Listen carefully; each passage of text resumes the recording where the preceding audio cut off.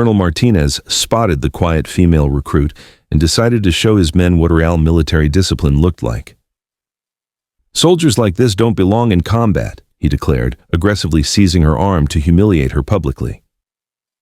The crack of his breaking arm silenced 317 watching soldiers who had just witnessed their CO attack the most lethal hand-to-hand combat expert in the military. From which city around the world are you watching today?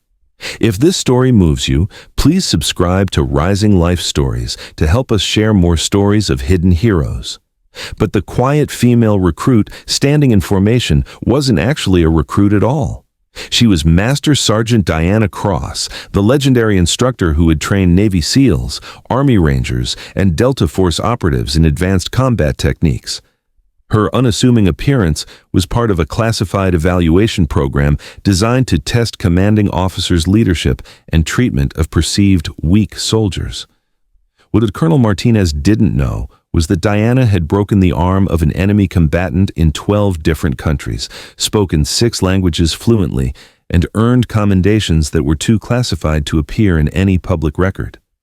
She had been inserted into his unit under false recruit credentials to evaluate whether Martinez was fit for promotion to general, a test he was about to fail spectacularly. The 317 soldiers watching thought they were about to witness a routine disciplinary action. Instead, they were about to see their commanding officer learn why you never put your hands on someone whose combat skills are so classified that even her real rank is a state secret. Fort Carson's 3rd Infantry Division training ground buzzed with the controlled energy of military precision as 317 soldiers assembled for what they believed was a routine leadership demonstration. The Colorado morning was crisp and clear, perfect conditions for the kind of training exercise that separated professional soldiers from weekend warriors. Among the assembled troops stood Diana Cross, wearing the uniform of a private first class with fabricated credentials that identified her as a recent graduate of basic training. At 29, she carried herself with the quiet composure that her real service record had earned through 8 years of the most dangerous missions the military could devise. But to Colonel Ricardo Martinez and the soldiers around her, Diana appeared to be exactly what her cover story suggested: a new recruit struggling to find her place in the demanding world of military service.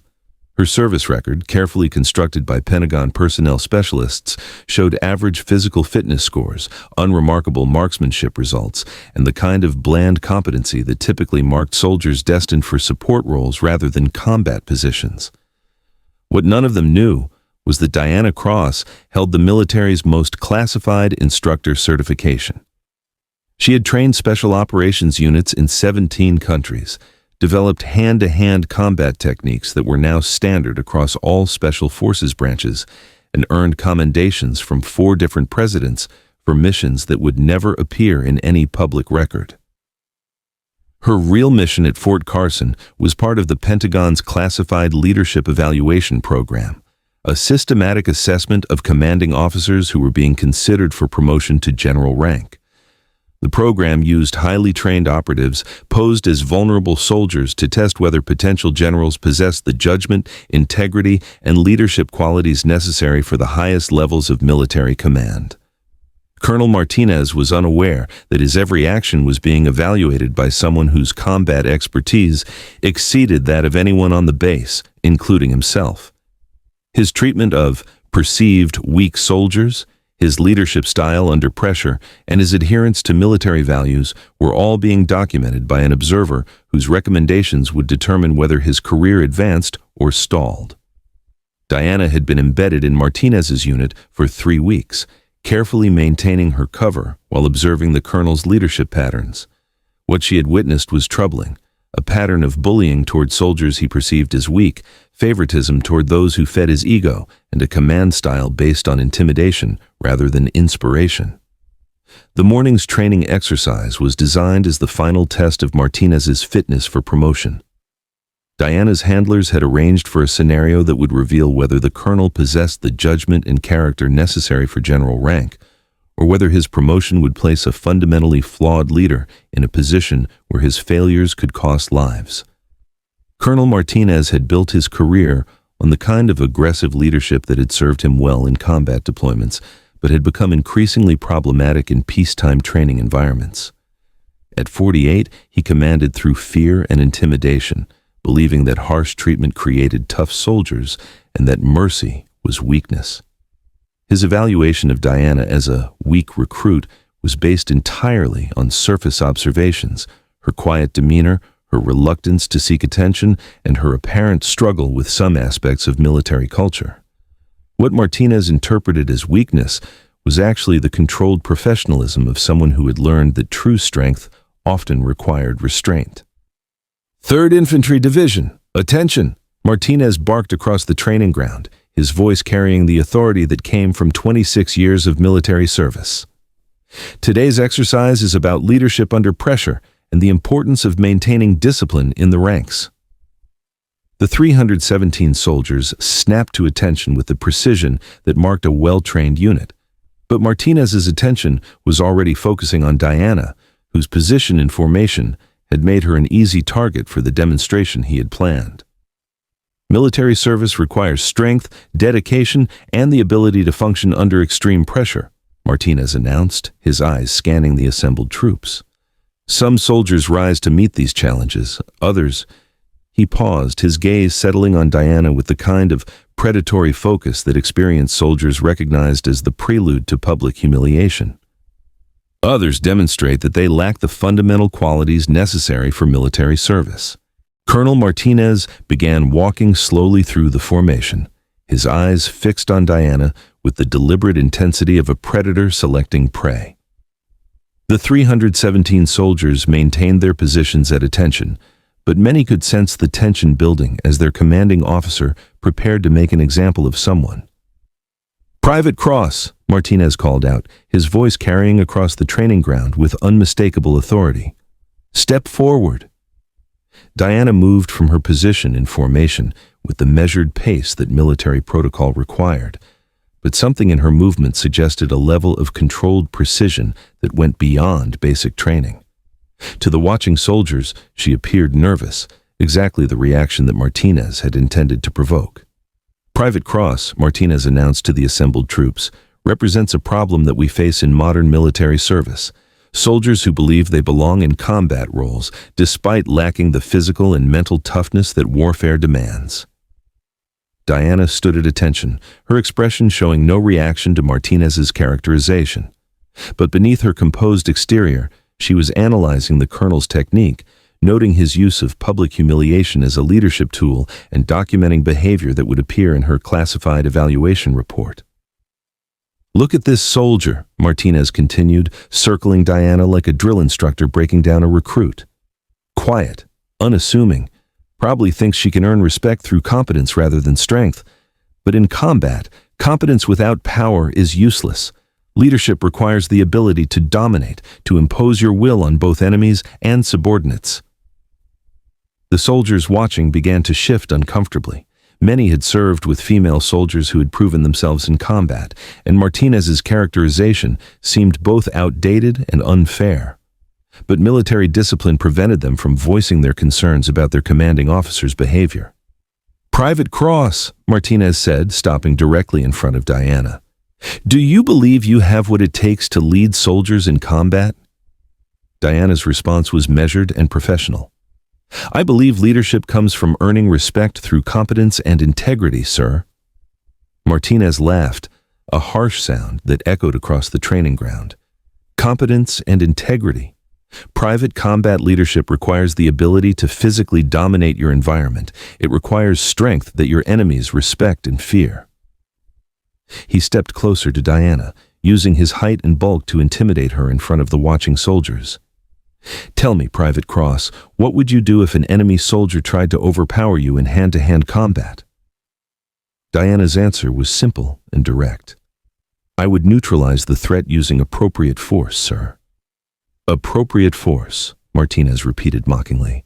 "And what would appropriate force look like coming from someone like you?" The question was clearly intended to humiliate Diana by highlighting what Martinez perceived as her physical limitations. But what he didn't understand was that he was challenging someone whose expertise in combat techniques exceeded that of anyone he had ever encountered. I would use whatever technique was necessary to eliminate the threat, sir. Martinez's expression showed growing irritation with Diana's calm responses. He had expected her to break under pressure, to show fear or frustration that would validate his point about weak soldiers. Instead, she maintained the kind of controlled composure that suggested either exceptional military bearing or complete confidence in her abilities.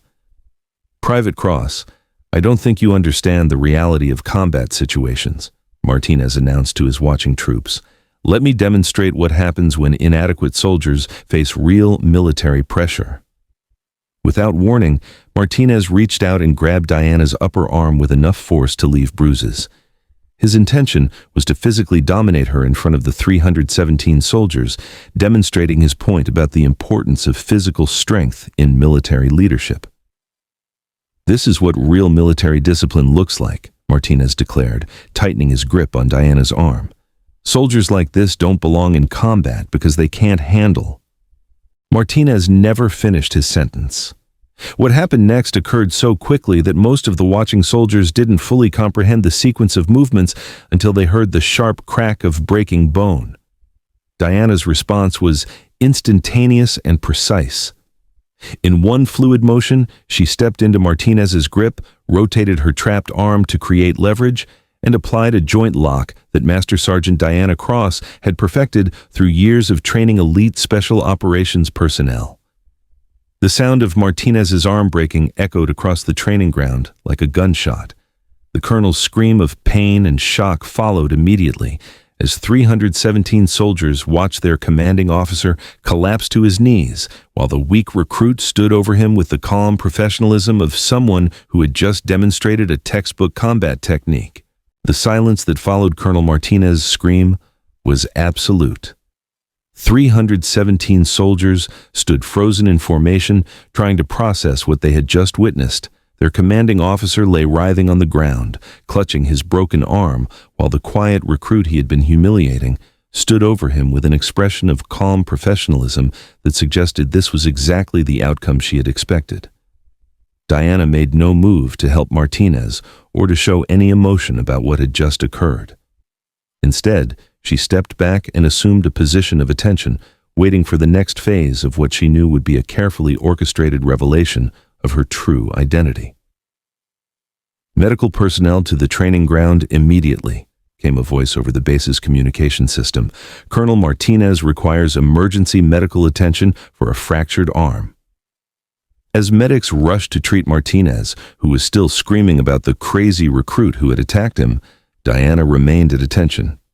Several soldiers had moved forward to help their commanding officer, but most were staring at Diana with expressions that ranged from shock to growing suspicion that there was more to this incident than they understood. Master Sergeant Tony Rodriguez, the senior non-commissioned officer present, approached Diana with obvious confusion. "Private Cross, what the hell just happened here?" Before Diana could respond, 3 officers in dress uniforms appeared on the training ground. Their arrival was too perfectly timed to be coincidental, and their bearing suggested they were there for reasons that went far beyond a medical emergency. Colonel Patricia Hayes, the base's deputy commander, approached the scene with the kind of authority that immediately commanded everyone's attention. "Master Sergeant Rodriguez, please have your soldiers maintain their positions. What we're dealing with here is a classified evaluation exercise." Rodriguez stared at Hayes with obvious confusion. "Ma'am, I don't understand. Private Cross just broke Colonel Martinez's arm." "Master Sergeant Rodriguez, the woman you know as Private Cross is actually Master Sergeant Diana Cross, one of the military's most highly classified combat instructors. She has been conducting an evaluation of Colonel Martinez's fitness for promotion to general rank." The words hit the assembled soldiers like a physical blow. The quiet recruit they had watched for 3 weeks, the woman their commanding officer had just humiliated and physically attacked, was actually a master sergeant whose real identity and mission had been hidden from everyone on the base. "Master Sergeant Cross," Colonel Hayes announced, "please present your actual credentials to the assembled personnel." Diana reached into her uniform and withdrew a folder containing her real service record, security clearances, and the orders that had brought her to Fort Carson. She handed the documents to Rodriguez. Her entire demeanor shifted from that of a struggling recruit to the controlled authority of someone accustomed to training the military's elite units. "Soldiers of the 3rd Infantry Division," Colonel Hayes addressed the formation. "You have just witnessed the conclusion of a classified evaluation exercise.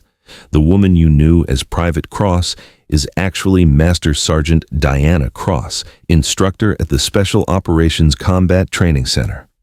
She has spent 3 weeks evaluating Colonel Martinez's leadership qualities as part of his consideration for promotion to general rank." Rodriguez studied Diana's real credentials with growing amazement. Her actual service record showed 8 years of classified missions, instructor certifications for all special operations branches, and commendations that were redacted for security reasons. "Master Sergeant Cross," Rodriguez said, his tone now carrying the respect due her actual rank. "I had no idea." "That was the point, Master Sergeant Rodriguez. The evaluation required Colonel Martinez to react to what he believed was a vulnerable soldier under his command. His decision to physically assault someone he perceived as weak demonstrates leadership failures that make him unsuitable for promotion." Colonel Martinez, who was being treated by medics for his broken arm, overheard Diana's explanation and began protesting loudly. "This is entrapment. You can't evaluate an officer using deception and lies." Colonel Hayes approached Martinez with an expression that suggested his protests were not well received. "Colonel Martinez, you just physically assaulted a subordinate soldier in front of 317 witnesses. The fact that your subordinate was actually a master sergeant conducting a legitimate evaluation doesn't change the fundamental nature of your actions." Diana stepped forward, her voice now carrying the authority of her real rank and experience. "Colonel Martinez, in 8 years of training special operations personnel, I have never encountered an officer who would physically assault a soldier under his command. Your behavior today demonstrates exactly why this evaluation was necessary." The aftermath of Diana's revelation transformed the training ground into the scene of a career-ending accountability moment. Colonel Martinez, still receiving medical treatment for his broken arm, found himself facing charges that would end his military service and potentially result in criminal prosecution.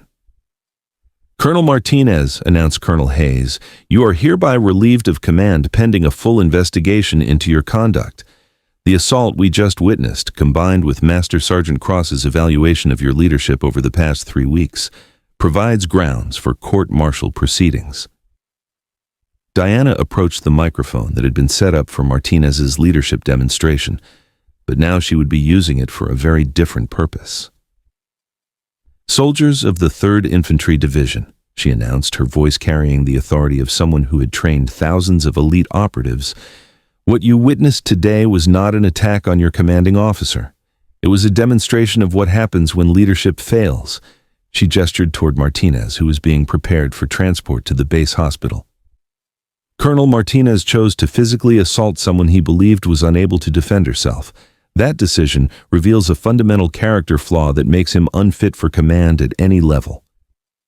The 317 soldiers listening understood that they had just witnessed something unprecedented: the exposure of their commanding officer's unfitness for leadership through a classified evaluation that had revealed his true character.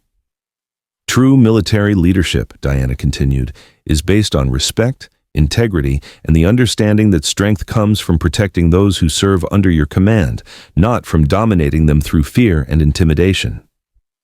Master Sergeant Rodriguez stepped forward. "Master Sergeant Cross, what happens now?" "Colonel Martinez will face appropriate disciplinary action for his conduct. The 3rd Infantry Division will receive new leadership that understands the difference between strength and bullying. And this incident will serve as a reminder that true military professionals are evaluated not by how they treat their equals, but by how they treat those they perceive as vulnerable." 2 weeks later, Diana Cross stood before a Pentagon review board delivering her final evaluation report on Colonel Martinez's fitness for promotion. The report was devastating in its assessment of his leadership failures and its recommendation that he be removed from command entirely.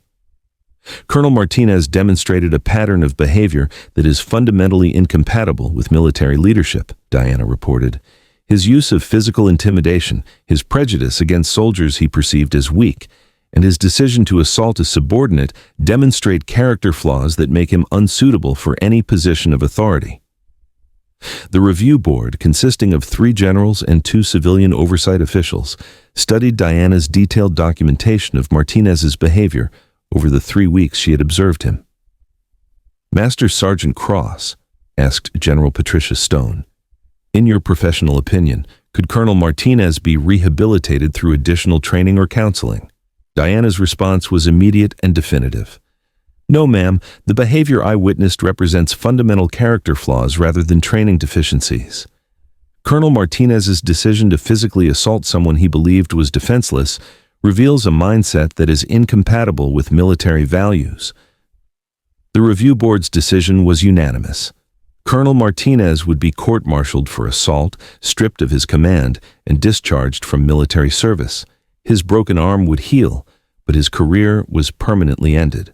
Diana returned to her real assignment at the Special Operations Combat Training Center, where she continued training the military's elite units. Her classified evaluation program expanded to include more commanding officers, ensuring that those who reached general rank possessed the character and judgment necessary for the highest levels of military leadership. The 317 soldiers who had witnessed Martinez's assault and Diana's revelation received briefings about the evaluation program and its importance in maintaining military standards. Many of them requested transfers to units where they could serve under leaders who embodied the values that Diana had demonstrated. 6 months later, the 3rd Infantry Division was commanded by Colonel James Peterson, an officer whose leadership style emphasized developing soldiers' strengths rather than exploiting their perceived weaknesses. The unit's morale improved dramatically, and their performance evaluations reached the highest levels in the division's history. Master Sergeant Diana Cross continued her classified work, training special operations personnel and evaluating military leaders whose decisions could affect thousands of lives. Her techniques for identifying character flaws in potential commanders became standard throughout the military's leadership development programs. At Rising Life Stories, we believe that true strength reveals itself not through domination, but through protection of those who cannot protect themselves. Diana Cross's demonstration that day showed 317 soldiers what real military leadership looks like, and what happens when bullies mistake gentleness for weakness. Where are you watching from today? If this story of hidden strength and ultimate accountability inspired you, please subscribe. Because there are heroes among us whose greatest victories come from standing up to those who abuse their power, regardless of the personal cost.